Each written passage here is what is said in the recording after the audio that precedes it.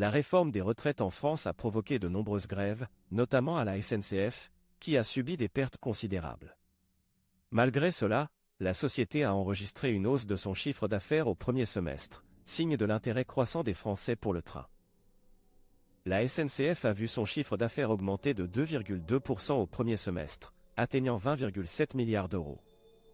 Cependant, les grèves contre la réforme des retraites ont eu un impact financier important, estimé à 500 millions d'euros pour l'entreprise. Malgré les perturbations causées par les grèves, la compagnie SNCF Voyageurs, responsable du service des trains, a enregistré une augmentation de son chiffre d'affaires de 11,3%, atteignant 9,3 milliards d'euros. Le succès des voyages longue distance a particulièrement profité au TGV, avec une augmentation de 21% de son chiffre d'affaires au premier semestre. La SNCF souligne que cette augmentation de son chiffre d'affaires résulte principalement d'une meilleure occupation de ses trains, avec un taux de remplissage de 80% pour le TGV, soit entre 4 et 5 points de plus qu'auparavant. Cependant, elle reconnaît également une augmentation de ses tarifs de 5%, tandis que ses charges ont augmenté de 13%. La filiale de transport public de la SNCF, Keoli, a également enregistré une progression de son chiffre d'affaires de 7,3%, atteignant 3,5 milliards d'euros. La société a récemment obtenu les marchés des lignes de métro 16 et 17 du Grand Paris Express. Malgré ces résultats globalement positifs, les grèves ont eu un impact significatif sur le résultat net de la SNCF, qui s'élève à 158 millions d'euros au premier semestre, en net recul par rapport à l'année précédente, 928 millions d'euros. Selon la compagnie, les grèves ont coûté à l'entreprise environ 400 millions d'euros.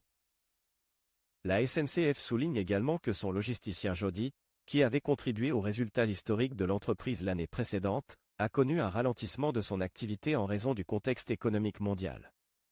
Malgré cela, Jody a réussi à maintenir ses marges et a récemment acquis Transoflex, un transporteur allemand, pour 1 milliard d'euros.